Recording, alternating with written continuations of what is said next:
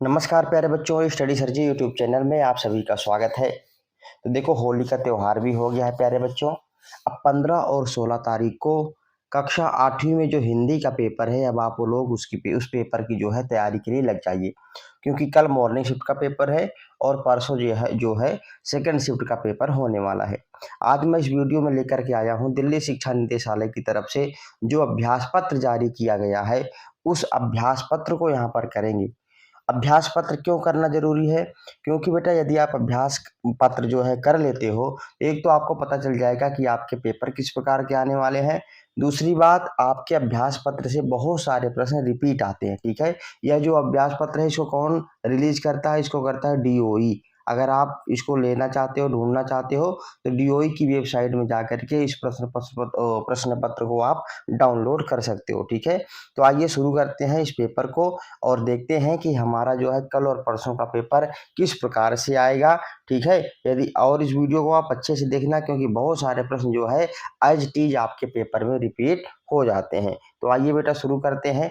सबसे पहले देखिए, आपके पेपर में पैराग्राफ आने वाला है, ठीक है? तो आपको करना क्या है प्यारे बच्चों, इस पैराग्राफ को बहुत अच्छे से पढ़ना है, ठीक है? आइए एक बार पैराग्राफ पढ़ लेते हैं। अचरज नहीं कि पहले उत्तर भारत में जो चीजें गली मोहल्लों की दुकानों में आम हुआ करती थी, उन्हें अब खास दुकानों में तराशा जाता है। यह भी एक कड़वा सच है कि कई स्थानीय व्यंजनों को हमने तथाकथित आधुनिकता के चलते छोड़ दिया है और पश्चिम की नकल में बहुत सी ऐसी चीजें अपना ली हैं जो स्वाद, स्वास्थ्य और स्वच्छता के मामले में हमारे अनुकूल नहीं है। हो यह भी रहा है कि खान पान की मिश्रित संस्कृति में हम कई बार चीज़ों का असली और अलग स्वाद नहीं ले पा रहे हैं। अक्सर प्रतिभोजों और पार्टियों में एक साथ ढेरों चीज़ें रख दी जाती है और उनका स्वाद गड़बड़ गड़बड़ हो जाता है, ठीक है? तो ये क्या है बेटा, पैराग्राफ है। इस पैराग्राफ को आपने पढ़ लिया, उसके बाद क्या करना है, आपको आंसर ढूंढना है और इस पैराग्राफ में ही आपको इसका आंसर मिलेगा। सबसे पहले ध्यान से देखिए, पहला प्रश्न क्या है बेटा? पहला प्रश्न है, गद्यांश के अनुसार आधुनिकता का हमारे खान-पान पर क्या असर हुआ? ठीक है? यानी हमारे खान-पान पर क्या असर हुआ, इस जो है गद्यांश के आधार पर आपको बताना है। तो आपको क्या बताना है बेटा? देखिए ध्यान से, यहाँ पर जब आप अच्छे से करोगे तो जो तीसरा ग नंबर वाला प्रश्न है, ध्यान से देखिए क्या लिखा हुआ है?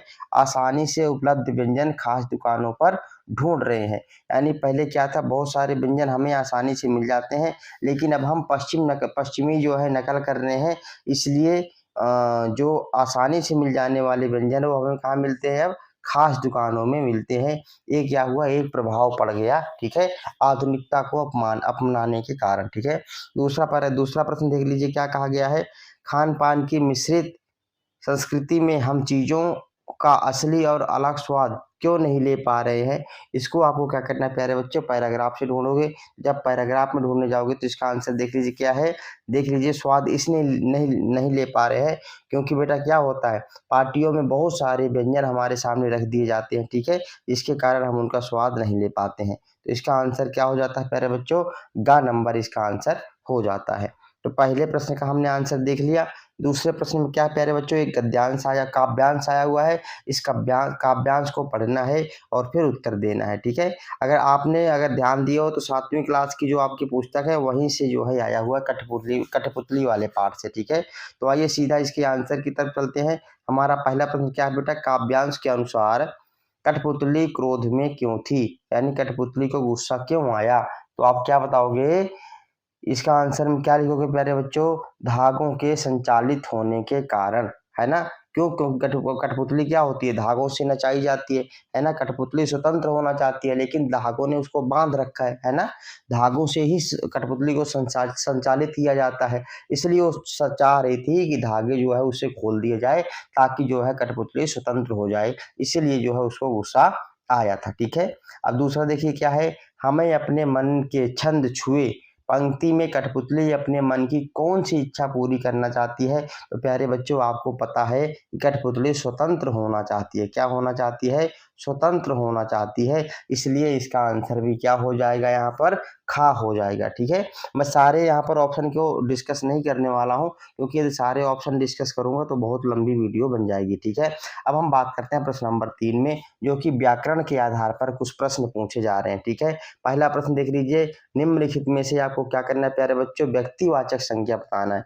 तो व्यक्तिवाचक संज्ञा आप देख लीजिए यहाँ पर क्या है, यहाँ पर देख लीजिए तरुणाई क्या है बेटा, ये भाववाचक संज्ञा है, बचपना भी भाववाचक संज्ञा है, विद्यालय स्थानवाचक संज्ञा है, लेकिन यहाँ पर कबीर दास दिया हुआ है, तो कबीर दास को आप क्या करोगे, व्यक्तिवाचक संज्ञा लगा दोगे। ठीक है प्यारे बच्चे, विद्यालय क्या है, जातिवाचक संज्ञा है। ठीक है, विद्यालय जो है स्थानवाचक नहीं है, विद्यालय क्या है, जातिवाचक संज्ञा है। तो यहाँ पर तरुणाई और बचपना ये दो क्या हो जाए बेटा, भाववाचक संज्ञा, विद्यालय क्या हो जाता है, जातिवाचक संज्ञा। ठीक है, लेकिन हमसे पूछा क्या गया है, हमसे पूछा गया है व्यक्तिवाचक संज्ञा है, तो व्यक्तिवाचक संज्ञा यहाँ पर क्या है, कबीरदास। ठीक है, अब हमें देखिए भाववाचक संज्ञा पहचानने के लिए आया कि भाई अब भाववाचक संज्ञा पहचान के दिखाओ, तो पहला ऑप्शन दिल्ली है, तो दिल्ली क्या है हमारा, जातिवाचक संज्ञा है। ठीक है, गंगा क्या है, सॉरी दिल्ली क्या है, व्यक्तिवाचक संज्ञा, गंगा भी क्या है यहाँ पर, व्यक्तिवाचक संज्ञा है। ठीक है, लेकिन जो मिठास है, मिठास क्या है प्यारे बच्चों, भाववाचक संज्ञा है। ठीक है, मिठास क्या है, भाववाचक संज्ञा है। त्रिभुज भी क्या है प्यारे बच्चों, व्यक्तिवाचक संज्ञा। ठीक है, अब देखिए तीसरा अगला प्रश्न, दरवाजे पर कौन खड़ा है, वाक्य में आपको क्या करना है, सर्वनाम पहचानना है। यहाँ पर सर्वनाम क्या है। ठीक है, तो सर्वनाम प्यारे बच्चों जब आप पहचानने जाओगे तो यहाँ पर सर्वनाम क्या है, कौन, क्या है, कौन कहाँ पर है, गा नंबर में है, तो कौन शब्द क्या हो गया, आपका सर्वनाम हो गया। ठीक है, अब देखेंगे पुलकित पंख में विशेषण के भेद की पहचान करिए, यानी पुलकित पंख में कौन सा विशेषण है आपको बता देना है। तो पुलकित पंख में प्यारे बच्चों गुणवाचक विशेषण है। ठीक है, तो आपका आंसर क्या हो जाएगा, गुणवाचक विशेषण। अब हम करते हैं बेटा अगले प्रश्न को, तो अगले प्रश्न में भी एक क्या है प्यारे बच्चों, आपके पाठ का पैराग्राफ है, इसको पढ़ना है, पढ़ने के बाद आपको क्या करना है, आंसर करना है। तो पैराग्राफ मैं यहाँ पढ़ के नहीं दिखाऊंगा क्योंकि वीडियो लंबी हो जाएगी, आप पैराग्राफ अच्छे से पढ़ लेना, उसके बाद आंसर देखना। ठीक है, तो पहला देखिए, पहला प्रश्न हमारा यहाँ पर क्या है, गद्यांश के अनुसार दोषों का पर्दाफाश करना बुरी बात नहीं है, इसका क्या मतलब है, इसका आशय आपको बताना है। तो यहाँ पर जब हम आशय की बात करते हैं तो आशय यहाँ पर हो जाएगा गा नंबर, यानी कमियों को उजागर करना चाहिए, ये क्या हो जाएगा, हमारा आंसर यहाँ पर हो जाएगा। अगला देखिए दूसरा प्रश्न क्या है प्यारे बच्चों, दूसरा प्रश्न यहाँ पर गद्यांश के अनुसार लोक चित्त में अच्छाई के प्रति अच्छी भावना कैसे जगती है। इसके आंसर में आपको क्या लिखना है प्यारे बच्चों, इसके आंसर में आपको लिख देना है अच्छाई को उजागर करने से। जब आप पैराग्राफ पढ़ोगे ना तो आपको पैराग्राफ में मिल जाएगा। ठीक है, खा नंबर जो है यहाँ पर हमारा आंसर हो जाएगा अच्छाई को उजागर करने से। ठीक है, तीसरा प्रश्न देख लीजिए, तीसरा प्रश्न क्या है, गद्यांश के अनुसार टिकट बाबू गाड़ी के डिब्बे में क्यों उपस्थित हुए थे। तो उत्तर क्या लिखोगे, क्योंकि बेटा जो लेखक थे ना वो क्या था, उसको अपनी बची हुई धनराशि वापस लेना था। ठीक है, तो बची हुई धनराशि वापस लेने के लिए जो टिकट बाबू गाड़ी के डिब्बे में उपस्थित हुए थे, तो आंसर क्या हो जाएगा, ख नंबर यहाँ पर हमारा आंसर हो जाएगा। तीसरा देख लीजिए, अगला देख लीजिए, गद्यांश के अनुसार लेखक को आश्चर्य क्यों हुआ। तो इसके उत्तर में आपको क्या लिखना है, गा नंबर लिख देना है टिकट बाबू की ईमानदारी पर। ठीक है, जब आप पैराग्राफ पढ़ोगे प्यारे बच्चों तो वहां पर आपको ये सारी चीजें मिल जाएंगी। ठीक है, कि क्यों उसको आश्चर्य हुआ, ये आपका क्या है, पहला पैराग्राफ है, इसको आपको बढ़िया से पढ़ लेना है, और इसके आंसर जो है आपको मैंने बता ही दिए हैं, एक बार दोबारा से आप करके देख लोगे। ठीक है, अब हम बात करते हैं प्रश्न नंबर 5 की। प्रश्न नंबर 5 में प्यारे बच्चों क्या है, यहाँ पर कुछ जो है काव्यांश दे दिया गया है सूरदास वाले पद का, उसको पढ़ना है, आपको उत्तर लिखना है। ठीक है, देखो काव्यांश के अनुसार बालाकृष्ण माँ से क्या प्रश्न पूछ रहे हैं। तो देखो माँ पूछ रही है ना, क्या प्रश्न पूछ रहे हैं कि मेरी चोटी कब बढ़ेगी। ठीक है, क्या पूछ रहे, देखो लिखा है ना, मैया कब ही बढ़ेगी चोटी, यही आपका प्रश्न है। ठीक है, कृष्ण जी ने क्या पूछा कि मेरी चोटी कब बड़ी होगी, तो आंसर क्या लगाओगे, खा नंबर। ठीक है, अब हम बात करते हैं अगले प्रश्न की। अगला प्रश्न क्या है, काव्यांश के अनुसार बालक कृष्ण अपनी चोटी बढ़ाने के लिए क्या प्रयत्न करते हैं। तो ऊपर देख लीजिए भाई साहब क्या प्रयत्न करते हैं, देख लीजिए कहाँ पर लिखा हुआ है, काचो दूध पियावत पच देत न माखन रोटी। ठीक है, यानी दूध उनकी माँ क्या करती है, उनको दूध पिलाती है, किस लिए, ताकि जो है उनकी चोटी बढ़ जाए। तो आंसर कहाँ पर है, दूध का सेवन करते हैं। गा नंबर यहाँ पर आपका आंसर करेक्ट हो जाएगा। ठीक है, गा नंबर कहाँ पर है, यहाँ पर है। अब हम बात करते हैं तीसरे प्रश्न की। बालक कृष्ण माँ से क्या ना देने की उलाहना करते हैं, है ना, क्या नहीं दे रही उनकी माँ, तो देख लीजिए यहाँ पर देत न माखन रोटी, यहाँ पर लिखा हुआ है ना माखन रोटी, यानी भगवान कृष्ण कह रहे हो कि दूध तो तुम मुझे बहुत पिलाती हो, लेकिन माखन रोटी तुम हमें नहीं देती हो। तो आपका आंसर हो जाएगा गा नंबर, माखन और रोटी। ठीक है, अगला प्रश्न देख लीजिए। इस पद के रचयिता कौन है, तो मैंने पहले ही बता दिया सूरदास के पद हैं, वहीं से जो है इसको लिया गया है, तो आंसर आपका हो जाएगा सूरदास। ठीक है, अब हम बात करते हैं प्रश्न नंबर 6। प्रश्न नंबर 6 में क्या है, देखो बेटा, पाठ के आधारित कुछ प्रश्न है, इनको आपको उत्तर देना है। ठीक है, पहला प्रश्न क्या है, बदलू की चिढ़ किससे थी, लाख की चूड़ियां पाठ के आधार पर बताइए। तो प्यारे बच्चों, जब आप पाठ पढ़ोगे तो आपको पता था कि बदलू क्या था, लाख की चूड़ी बनाता था, लेकिन अब क्या है, जो है कांच की चूड़ियां बनने लग गई थी, है ना, तो इसलिए बदलू को क्या था, कांच की चूड़ियों से क्या था, चिढ़ थी। ठीक है, तो देख लीजिए यहाँ पर गा नंबर आपका आंसर हो जाएगा कांच की चूड़ियां। ठीक है, दूसरा प्रश्न आपका क्या है, बस की यात्रा पाठ में बस कैसी थी, तो आपको पता था टूटी फूटी एकदम खचाड़ा बस थी ना, तो उसके लिए क्या दिया गया है, वयोवृद्ध और दीनहीन। वयोवृद्ध माने पुरानी, दीनहीन माने टूटी फूटी। ठीक है, आप देखिए नई नवेली तो थी नहीं, सुंदर और चमकदार भी नहीं थी, है ना, और मजबूत और शानदार भी नहीं थी। तो आपके आंसर हो जाएगा, आपका आंसर वयोवृद्ध और दीनहीन। अब हम बात करते हैं प्रश्न नंबर 7। इसमें क्या है बेटा, भगवान की डाकिया। देख लीजिए पाठ को, भगवान की डाकिया पाठ के सबसे पहले आपको क्या करना है बेटा, रचयिता कौन है, यानी किसने लिखा है इस पाठ को, तो इस पाठ को बेटा लिखा है रामधारी सिंह दिनकर। ठीक है, तो आपका आंसर हो जाएगा खा नंबर। ठीक है, अब हम बात करते हैं अगले प्रश्न की, पक्षी और बादल किसके डाकिए हैं, तो आप लोगों के भगवान के डाकिए हैं, किसके, भगवान के डाकिए हैं। तो आपका हो गया आंसर। अब हम बात करते हैं प्रश्न नंबर 8 में। प्रश्न नंबर 8 क्या है बेटा, व्याकरण के आधार पर प्रश्न है। ठीक है, तो सुख और दुख में समास बताना है, कौन सा समास है। तो प्यारे बच्चों याद रखना, जब भी दो शब्द है, दो शब्दों के बीच में इस प्रकार का योजक चिन्ह लगा हो, तो कौन सा समास हो जाता है, वहां पर हो जाता है आपका द्वंद्व समास। कौन सा समास, द्वंद्व समास। और द्वंद्व समास लिखोगे कैसे बेटा, देखो द्वंद्व और समास याद करके जाना, पेपर में हर बार पूछा जाता है।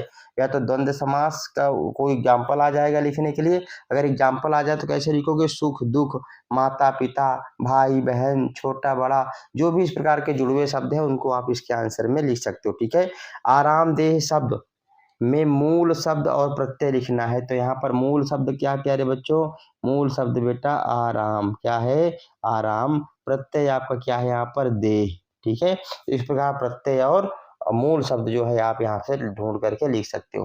अब हम बात करते हैं अगला, नादान शब्द की भाववाचक संज्ञा आपको बताना है। तो जब भाववाचक संज्ञा बनाओगे नादान को, तो क्या बन जाएगा, नादानी बन जाएगा। क्या प्यारे बच्चों, क्या बन जाएगा, नादानी। ठीक है, थोड़ा ध्यान से देख लेना, नादानी बनेगा। ठीक है, खट्टे आम ले आओ, यहाँ पर आपको विशेषण ढूंढना है। तो यहाँ पर विशेषण क्या है प्यारे बच्चों, खट्टे शब्द आपका क्या है, विशेषण है। यहाँ पर क्या है, विशेषण। ठीक है, थोड़ा लिखने में दिक्कत हो रही है, तो आप देख लीजिए खट्टे यहाँ पर क्या है प्यारे बच्चों, खट्टे यहाँ पर आपका विशेषण हो जाएगा। ठीक है, अब हम बात करते हैं प्रश्न नंबर 9 की। प्रश्न नंबर 9 में क्या है प्यारे बच्चों, कुछ प्रश्न है, इन प्रश्नों का आपको क्या करना है, उत्तर देना है। ठीक है, तो यहाँ पर मैं सिर्फ डिस्कस करूंगा। ठीक है, बाकी आप अपने किताब से भी देख सकते हो इनके आंसर। तो देख लीजिए बेटा, प्रश्न नंबर 9 में हमारा जो है पहला प्रश्न क्या है, यह कठिन समय नहीं है, यह बताने के लिए कवयित्री के द्वारा दिए गए जो तर्क है उनमें से कोई एक तर्क बताना है। तो एक तर्क क्या लिख सकते हो, चिड़िया के मुख से तिनका, अभी भी चिड़िया के मुख में तिनका है और वो उड़ने के लिए तैयार है। ठीक है, इसलिए यह कठिन समय नहीं है। ठीक है, बहुत सारे एग्जाम्पल का बेहतरीन दिया है, तो आप क्या लिख सकते हो, एक उदाहरण कि चिड़िया के मुख में अभी भी तिनका है, इसलिए अभी ये कठिन समय नहीं है। ठीक है, अगला देखिए, कबीर ने तलवार और म्यान में से किसका मोल करने की बात की है, तो आपका आंसर हो जाएगा प्यारे बच्चों तलवार का। किसका, तलवार का, है ना, मोल करो तलवार, तलवार का पड़ी रहन दो म्यान, यानी तलवार का हमें क्या करना है, मोल करना है। ठीक है, आगे देखिए, बालक कृष्ण किस लोभ के कारण दूध पी रहे हैं, तो अभी मैंने आपको डिस्कस करके बता रहा, चोटी बढ़ाने के लिए, है ना, मैया कब ही बढ़ेगी चोटी। है ना। तो इसलिए उसको माता कह रही है कि बेटा दूध पियोगे तो आपकी चोटी जल्दी बढ़ जाएगी, ठीक है। आगे देखिए, एक महादेश से दूसरे महादेश को कौन जाते हैं भगवान के डाकिए के पाठ के आधार पर बताना है। तो प्यारे बच्चों, हवा और बादल। आंसर आपका क्या हो जाएगा, हवा और बादल।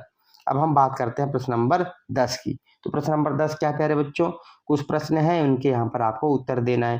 लाला झाऊराम से उनकी पत्नी ने कितने रुपए मांगे थे। तो आपको क्या लिखना है प्यारे बच्चों, आपको लिख देना है 250 रुपए। कितने, 250 रुपए मांगे थे, ठीक है। इस प्रकार आपको लिख देना है।